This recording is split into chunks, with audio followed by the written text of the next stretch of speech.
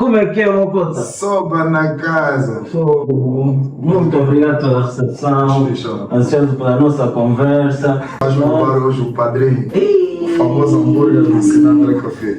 Sejam bem-vindos a mais um episódio aqui no Woke com Soba. E hoje eu estou com mais uma entidade da nossa cidade e vocês vão conhecer um bocadinho do seu lado, tanto artístico, trabalhador e aqueles lados do off que muita gente talvez quer saber e muita gente não sabe, né? E é basicamente isso.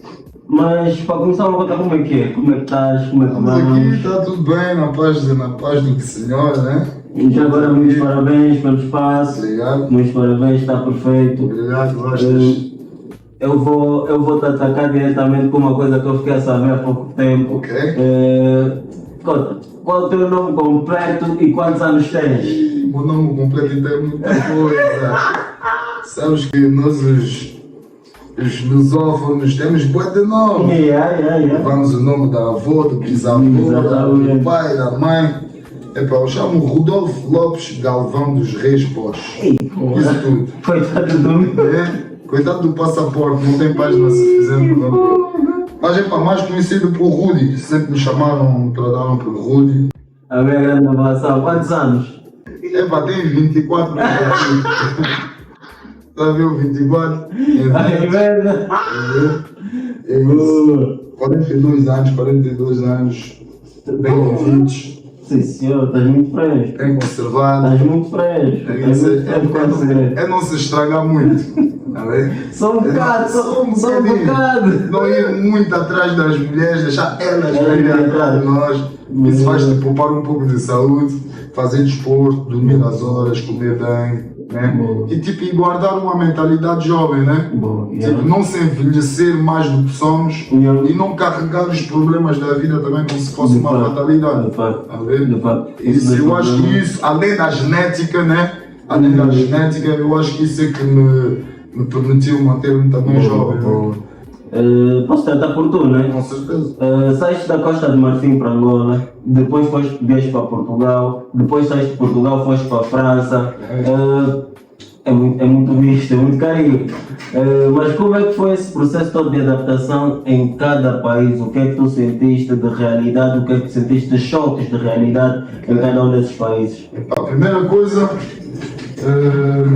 eu sou filho de imigrantes, né? Então os meus pais já nasci num país onde os meus pais não são originários. Então isso acho que já facilita um pouco a mentalidade do viajante, né? De ter aquela percepção que o mundo é vasto e que podemos nos envolver em qualquer lado, né? Então isso é a primeira coisa. Eu nasci em Costa de Marfim, depois não fui para Angola, vim para Portugal primeiro. Portugal fui para a França, Inglaterra e só fui para Angola já aos 30 anos. Eu fui conhecer, porque a minha mãe é que é originária de Angola, então eu fui conhecer Angola quando já era um homem feito. Depois de Angola tive lá uma experiênciazinha que foi muito boa e depois voltei cá para Portugal, que acaba por ser a minha segunda terra, o segundo país, né? Quando saí da Costa de Marfim muito jovem, o país que me acolheu foi Portugal. E tendo essa realidade de passares em vários países, de certa forma, acabaste também exercendo várias profissões ou vários ofícios em áreas diferentes. O que me leva a crer que acabas por sentir e justificar na pele que o imigrante, como nós agora dizemos, acaba sendo um Dudu faz tudo. Sim, eu vou explicar isso de uma forma diferente, né? Eu acho que os desafios da vida que nos levam a ser, vou usar a expressão, Dudu faz tudo, né? Não é uma coisa que é própria a uma pessoa, própria a uma etnia, ou própria a uma raça, ou própria a uma circunstância. O venezuelano, quando ele migra e vem para Portugal, também vai se tornando, Dudu faz tudo. O chinês, quando vai. Isso depende também da organização que a tua comunidade tem nos diferentes sítios onde vais emigrar, né? Mas eu acho que isso é um processo normal de desenvolvimento de ser humano. Né? Temos que ser capazes de se adaptar às diferentes situações. Pronto, o percurso normal é nós irmos para a escola, ser formado, ter uma formação em uma profissão e exercer nessa profissão. Mas às vezes a vida faz que se calhar vais ter que trabalhar numa outra área. E se tu és uma pessoa focada só naquilo que tu aprendeste como formação, não vais ser capaz, se for preciso te adaptar a um outro emprego que surge numa situação difícil, né? Então a polivalência sempre foi uma coisa que no meu desenvolvimento eu sempre tive a noção que era necessário ser polivalente. Como eu disse também, joguei basquete e no basquete, joguei basquete muito jovem, então o basquete acompanhou o meu crescimento. Eu comecei a jogar base, que era baixinho, mas conforme fui crescendo a minha posição de jogo foi mudando. Então joguei base, joguei chute guard, joguei power forward. Então encontrei-me em 3 posições no campo que respondia a características diferentes. Então tive que me adaptar já no próprio basquete a aprender a ser polivalente. Não sou me contentar a ser um bom shooter ou um bom levador menor de jogo, mas também ser capaz de enquadrar-me em todas as posições do jogo.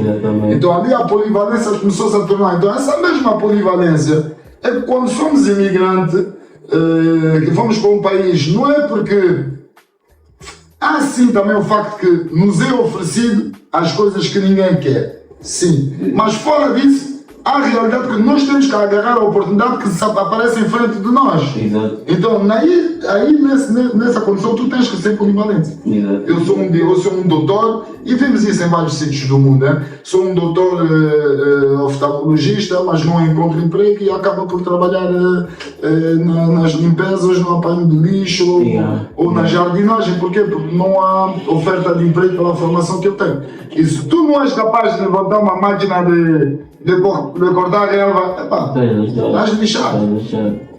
Mas de todos os países que tu passaste, qual é que tu podes assim considerar qual foi mais difícil de te adaptar àquela realidade? Bom, se eu hoje eu vou dizer Portugal. Por quê? Ok? Apesar de ter tido todas as condições para me adaptar, eu sou de origem portuguesa, os meus avós, meus pais são de origem portuguesa, é a língua materna, a língua que eu comecei a falar em casa com os meus pais, é a cultura, as músicas, a comida que eu comecei a comer, mas infelizmente eu desenvolvi-me num país francófono, num país do West África, francófono nos anos 80, então eu acho que para muita pessoa podem não perceber, mas a África do Oeste nos anos 70, 80 era o ponto do mundo, o ponto do desenvolvimento, ok? Para quem viveu sabe do que eu estou a falar. O Japão estava atrás da Costa de Marfim nos anos 70, ok? Então era o sítio onde estar, não havia tecnologia, informação, conhecimento que chegasse sinceramente em Portugal antes de chegar em Costa de Marfim. Eu quando emigro para Portugal em 98, eu sou uma criança com muito mais bagagem cultural do que a maioria das crianças da minha idade cá que eu encontro em Lisboa, em Chelas, onde eu cresci, na linha de Sintra, em Cacém, na Amadora. Poucas pessoas acompanham o nível cultural que eu tenho. E vão-me dar conta que as pessoas que estão nesse mesmo nível são também imigrantes, angolanos, estás a entender? Que também eram muito ligados à cultura americana, porque não sei se como tu sabes, mas antigamente havia as antenas parabólicas e a maioria dos canais que nós recebíamos eram canais americanos. Então a África não foi, contrariamente ao que as pessoas pensam, a África, a juventude africana não foi educada pela Europa. Nós fomos educados pelos Estados Unidos, pela cultura americana. E acabamos por conhecer o que era a Europa, ao mesmo tempo que a Europa estava a conhecer o que eram os Estados Unidos. Então nós já tínhamos, eu vou te dar um exemplo, eu chego cá em 98, com o álbum de Machiavelli e do Tupac e tenho primos que não sabem quem é. Não sabem quem é, nunca ouviram falar. Mas sabiam quem era da Weasel, usavam tênis com meias assim no coiso para fazer uma bola assim, tipo, coisas que nunca tinha visto, estás a ver? Estás a ver? Eu sempre tive a impressão que, mas em vários exemplos, que seja em moda, que seja em música, eu fiz rap. Okay? Eu quando cheguei cá, em que idade? comecei a fazer rap dos 14, 15 até. Chegaste a lançar algum som? Lancei, participei em vários projetos, várias pessoas. Eu próprio não lancei projetos, porque estava na minha juventude, estava assim numa vida que não tinha os pés no chão, né? Estava aqui hoje, de onde aí essa vida de viajante, né? Porque depois fui para a Inglaterra, fui para a Holanda, fui para a Bélgica, fui para a Suíça, viajei um pouco a Europa toda. Então, não tendo os pés no chão, não conseguia estruturar projetos musicais. Mas onde que eu passava, as amizades que eu fazia, participava de projetos de estudo, faziam fita ali, aqui também fiz, participei em vários projetos artísticos das Caldas, de Portugal.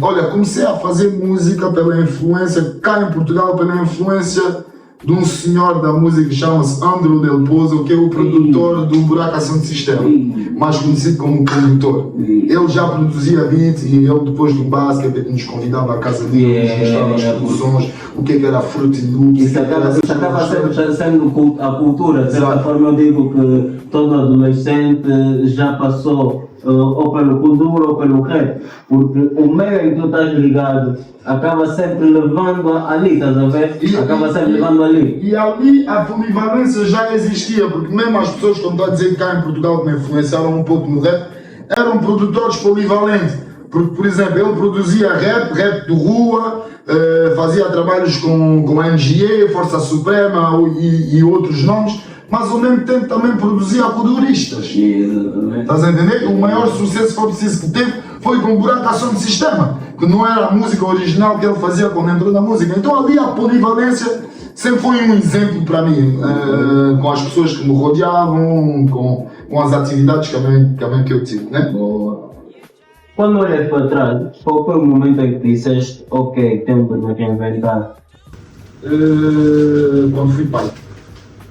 Sinceramente, uns 27, 28 anos, depois do namoro e não sei quanto, sabes, o love e pá, pum, bota grávida. Sim, que gravidez, filho, não sei quanto, mas eu acho que só nos demos conta realmente quando o ser vivo sai da barriga da mãe e o temos na mão e sentes a respiração e que vês para tens um ser vivo aqui que não tem tua força, não tem a tua inteligência, não tem a tua experiência e que vai ter que sobreviver. Só para contextualizar, és pai de quantos filhos? De 3 filhos, tenho uma menina e 2 rapazes. Queres dizer as idades? Pode ser uma menina com 14 anos, um rapaz com 11 e outro com 4. Boa. Sei que estavas em França e aí tá, acabaste por cair em um restaurante. Ok, mas sem te cortar, antes disso tudo tens de perceber que eu imigro enquanto estudante. Ok. E vou fazer um percurso de estudante primeiro, estudante e jogador de basquete. Chego cá em Portugal, eu vou jogar profissionalmente no clube que é o Salesiano de Estoril. Okay. Vou jogar lá durante 2 temporadas, vou jogar também em outros clubes, que é Luz Massamá e isso, mas realmente joguei no Salesiano de Estoril como jogador profissional efetivo durante 2 temporadas. Depois disso, vou para a França tentar entrar em outros clubes lá e continuar os estudos. Okay? Como eu era francófono, tinha estudado em francês, era um pouco difícil me adaptar aqui.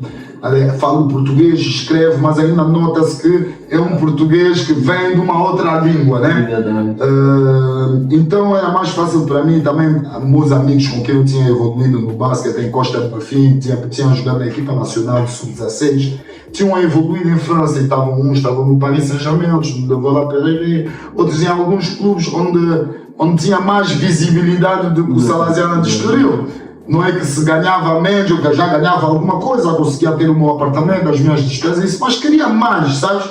O basquete para mim, o que nos fazia sonhar era a NBA, era os Estados Unidos, a gente queria alcançar a NBA. Só que a realidade também, os treinos que a gente fazia não nos permitiria chegar lá, mas onde eu estava já era um nível muito bom, só para mim ainda não era o que me chegava. Então tento ir para a França e felizmente ou felizmente encontro em França um nível de basquete muito alto, muito mais físico do que eu encontrei, do que eu jogava aqui. Então pouco a pouco começo a deixar um pouco o basquete nas realidades na minha frente, que se calhar tinha que ter trabalhado mais para chegar lá, estás a ver? Porque tinha outros jogadores mais novos, já com tanto talento ou mais e que eram mais dedicados. Então, pouco a pouco, começo a me afastar um pouco do basquete e com a ajuda da família, a orientação da família, volto a estudar. Volto a estudar, então fico em França, continuo os meus estudos, acabo o 12º e depois começo a fazer escolas privadas de formação. E começou a viajar um pouco já dentro da França, saí de Paris para Lyon, saí de Lyon para Bordeaux, e depois já aparece-me a vontade de ir para a Inglaterra e tentar mudar um pouco de mentalidade, sair um pouco da francofonia, sair um pouco da lusofonia e ir conhecer alguma coisa ou outra da Europa. E vou para a Inglaterra. Ok. E vou emigrar para a Inglaterra. Ok, vou. Depois daí, o que transforma tudo isso para se chegarmos aqui, começas a trabalhar num restaurante e isso só é contar também metade da história, Sim. claro. Mas começas a trabalhar num restaurante e por sinal, em um dia houve um dia que o teu colega esteve a sentir-se mal, por trabalhavas propriamente na área de mesa, não é? Eu queria que explicasse aqui basicamente essa história de como é que acabou sendo hoje restauração e tudo mais, mas contando aquela parte da história. Então vamos lá. Então, como estava a dizer, vou para a Inglaterra e isso. Depois farto-me um pouco da Europa, dei as minhas voltas, estou um pouco desiludido com a sociedade europeia e penso, pronto, eu já vi o mundo, vou voltar para a África. Vou voltar para a África, tentar dar o meu contributo do que eu aprendi, tentar participar no desenvolvimento do continente onde eu cresci, onde eu nasci. Então volto para a Costa de Marfim, começo a trabalhar lá numa empresa familiar como consultor de negócios internacionais e até dou-me bem. Okay. Dou-me bem, estou de fato e gravata todos os dias, estou em ministérios, encontro ministros, trabalho com delegação, até recebi Paulo Portas em Costa de Marfim. Ele ainda era ministro, foi visitar o primeiro-ministro Carlão Dencão em Costa de Marfim e eu fazia parte da delegação, falando português e sendo de origem portuguesa, fazia parte da delegação que recebeu o Paulo Portas em Costa de Marfim. Então, até tive assim, uma carreira assim, engraçada, né? E essa carreira de consultor leva-me, depois de ter ganho também confiança da minha mãe, que era a minha patroa nessa época, nessa empresa familiar, ela me afeta em Angola, para ir trabalhar em Angola e outros negócios também que lá tem. É assim que eu vou para Angola, a ver? Então vou para Angola, trabalho lá, também uma longa história que vai demorar aqui muito tempo a explicar. Trabalho lá e tenho altos e baixos, vou fazer também muitos trabalhos diferentes uns dos outros, né? Vou trabalhar em empresas de consultoria, mas também vou ser treinador de basquete numa universidade, que é a Universidade Oscar Ribas de Talatório. Então vou ser treinador nessa universidade, depois vou ser gestor de patrimônio imobiliário, sempre a polivalência, a capacidade de ser um camaleão, né? E se formando, porque assim, vais ter responsabilidade e tu tens que te formar nas responsabilidades que vais ter para poder dar conta do recado, como se diz, né? Então tem essa viagem toda e depois temos o Covid. Temos o Covid que entra, o Covid entra, volto para Portugal, para poder estar próximo da família, para podermos viver essa fase do Covid juntos. E dentro dessa fase do Covid, tenho que me reinventar outra vez. Dentro dessa reinvenção, onde fiz cofragem, jardinagem, pintura, vem cá de férias um amigo meu de infância que vive em Paris, que é barman num restaurante. Então ele vem cá, passamos as nossas férias e numa noite das nossas férias ele diz-me assim: Rudi, não queres vir trabalhar comigo em França? Vais ganhar X, que é 2 vezes mais do que a gente ganha cá em Portugal. E eu na mesma noite cheguei em casa, falei na mãe das crianças: vou para a França. A semana seguinte estava eu em França a trabalhar no restaurante. Então é assim que eu passei de grande consumidor, né, de restaurante, que eu gosto de comer num bom restaurante e descobrir restaurantes novos, passei de consumidor a restaurador. Mas por que o caminho da restauração? Tem que escolher essa área? Como eu disse, um amigo meu que me convidou para trabalhar no restaurante, ele era o barman. E eu era como eu não sei em português, não se diz, servidor, né? Mas passei de servidor a chefe de sala, muito rápido. E um dia o meu colega caiu doente, não veio trabalhar um sábado e era preciso alguém entrar no bar. Como tinha outros servidores, outras pessoas para trabalhar na sala, o patrão virou-se para mim e disse: Rudi, consegues aguentar o bar? Eu disse: vou tentar. Vou entrar. Entrei no bar e fizemos um sábado, que é um dos dias mais corridos, que eu, que não sou barman, consegui fazer um bom serviço. Mas também porque, sendo amigo do barman, eu já tinha aquele interesse de aprender a fazer certos coquetéis. Ok. Como a gente vivia próximo dos outros e éramos amigos e convivíamos juntos, já tinha tido a oportunidade de fazer, então esse coquetel como é que se faz, isso como é que se faz, isso como é que se faz.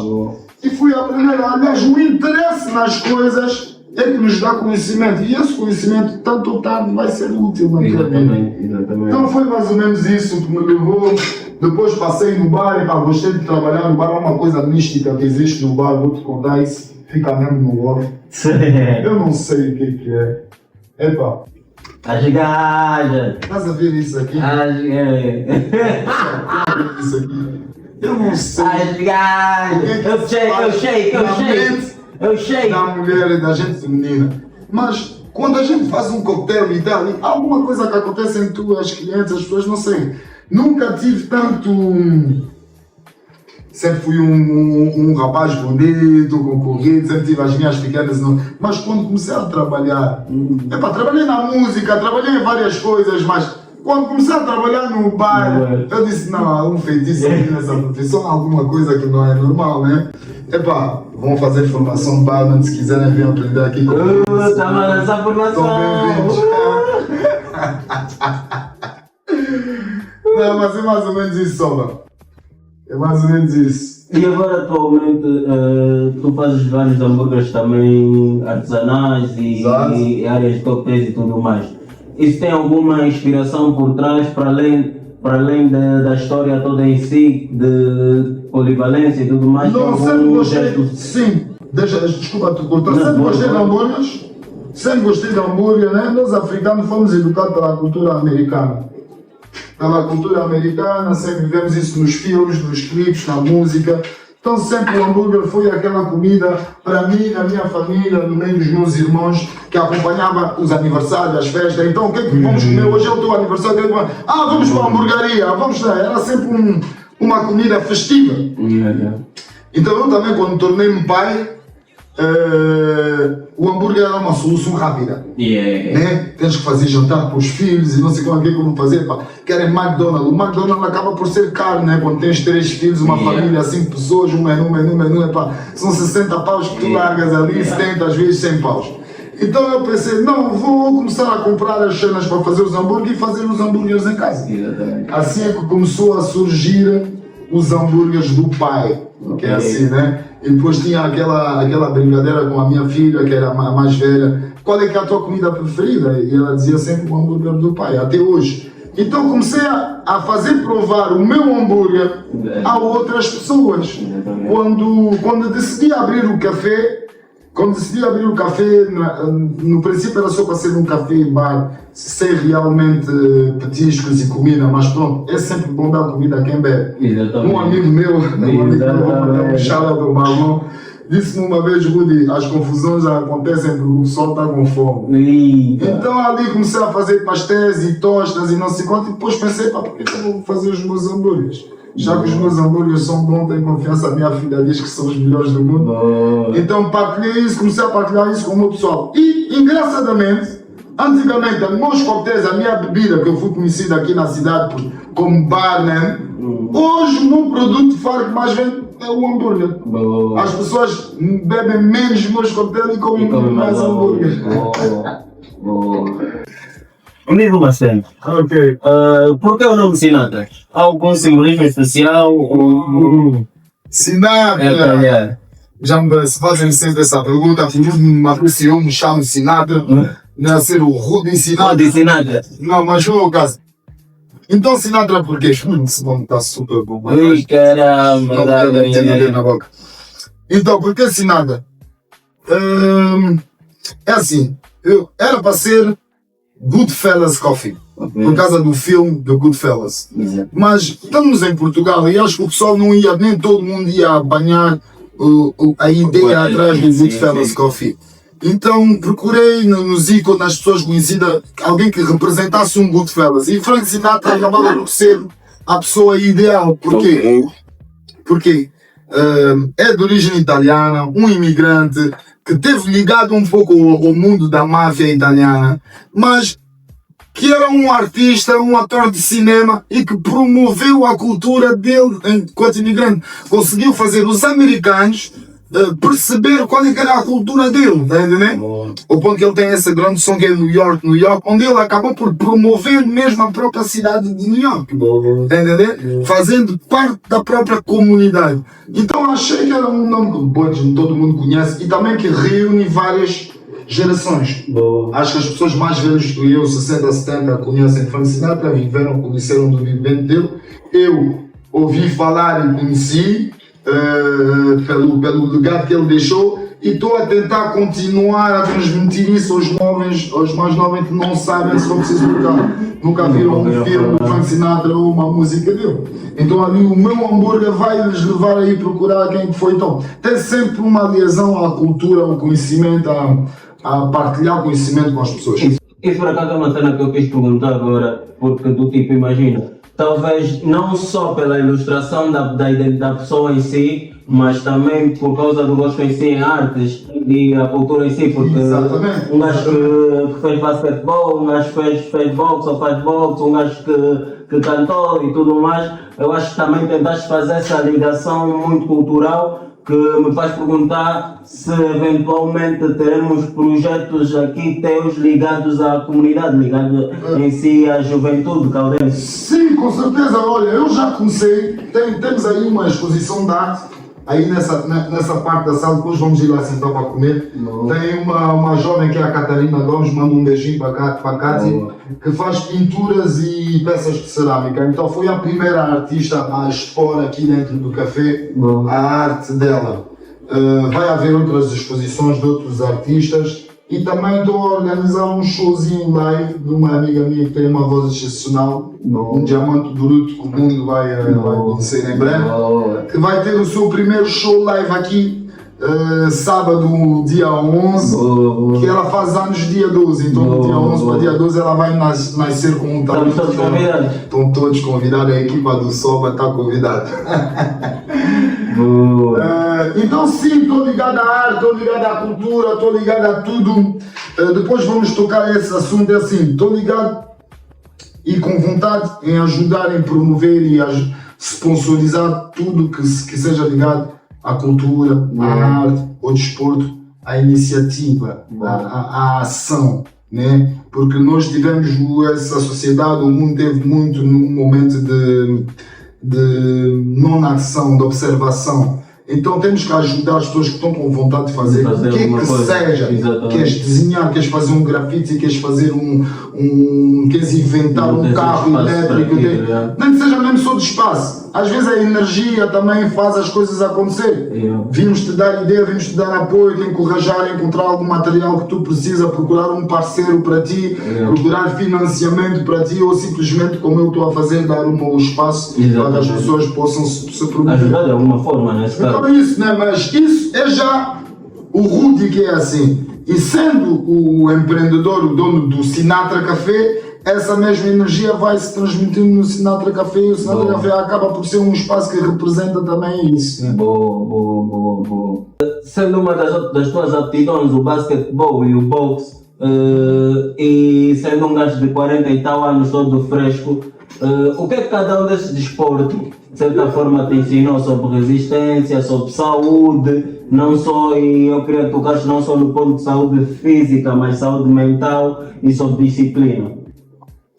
O desporto foi a melhor coisa. Eu acho que como eu estava a tentar dizer há um bocado, quem não desenha, quem não anda de bicicleta, quem não joga basquete ou joga futebol, quem não salta a corda, morreu e não sabe que já morreu.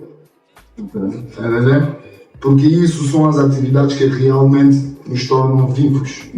Okay? Então o desporto sempre acompanhou a minha vida, né? Com o desporto coletivo aprendi a encontrar o meu papel no meio de um grupo. E obrar para que o grupo tenha os resultados. Mas quando só estamos nas atividades coletivas, não vamos desenvolver tantas atitudes pessoais. Porque se eu sou bom a chutar, eu vou ficar na linha de tiro. Estou à espera que você faça a jogada, bom, posicionei, passaste uma bola, 3 points, ok? Eu vou ser um muito bom triplista, mas não vou conseguir bancar, não vou parar recife, não vou fintar, não vou ser polivalente.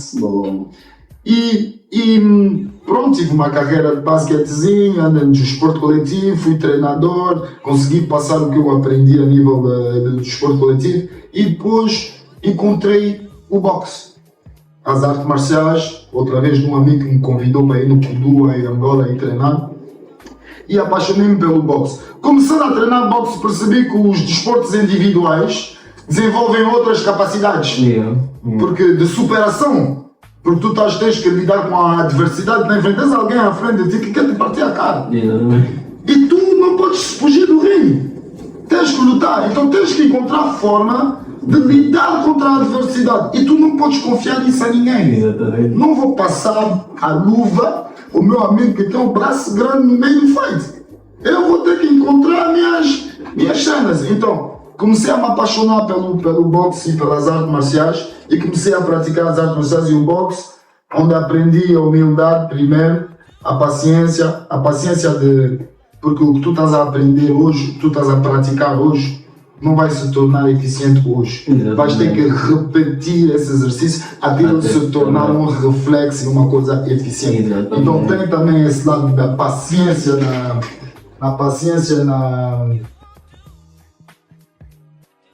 apreensão, né?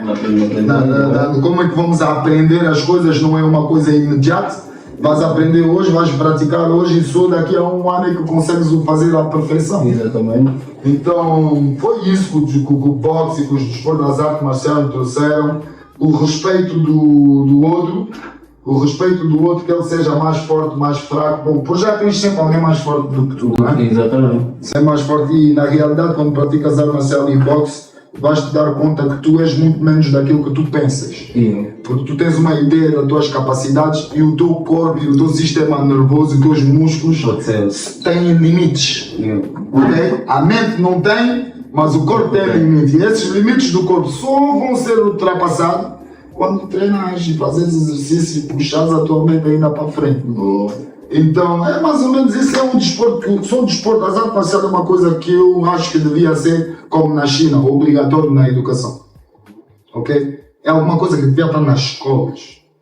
As crianças têm que fazer judo, as crianças têm que fazer taekwondo, não para ser violento, mas para aprender a dominar a violência. Entendeu? Para aprender a respeitar o próximo e para meter a violência dentro de um contexto desportivo.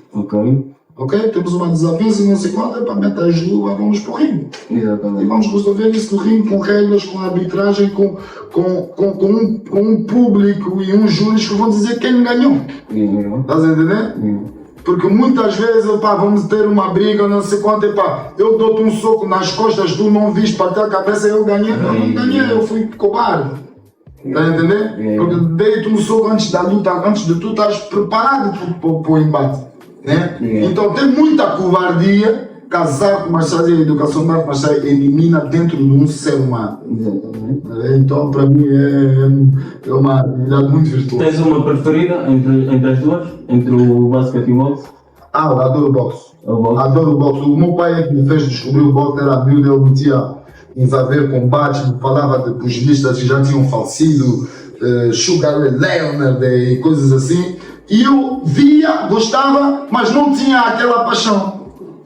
Anos mais tarde, quando comecei a praticar o boxe, eu percebi, o meu pai afinal gostava do Nobel, percebia porque ele nos mostrou isso, que é realmente o Nobel Art. Já agora, como é que é a tua convivência com a tua esposa? O meu pai já é falecido. Meu pai já é falecido, faleceu o ano passado. Mas era o meu melhor amigo. Como ele dizia, né? Eu não vivia desse jeito, mas ele fazia questão de me lembrar sempre: o teu melhor amigo sou eu. Então, pronto, perdi o meu melhor amigo há um ano, mas ele permanece em mim com todos os conhecimentos. E vais passando o legado também para os teus filhos? Exatamente, para os meus filhos não sou. A ideologia acaba sempre sendo. Para os meus filhos eu não sou. Porque a pessoa que eu sou hoje vem da educação que ele me deu. Então eu transmito o que ele me passou para ti, para as pessoas que vêm cá sentar, para os amigos que me rodeiam, para as pessoas que praticam artes marciais comigo. Com todo o ser humano que eu cruzo, na realidade. E depois a minha mãezinha está em África, está em Costa de Marfim, a minha princesa, falo com ela quase todos os dias. Desculpa mãe, hoje ainda não te liguei.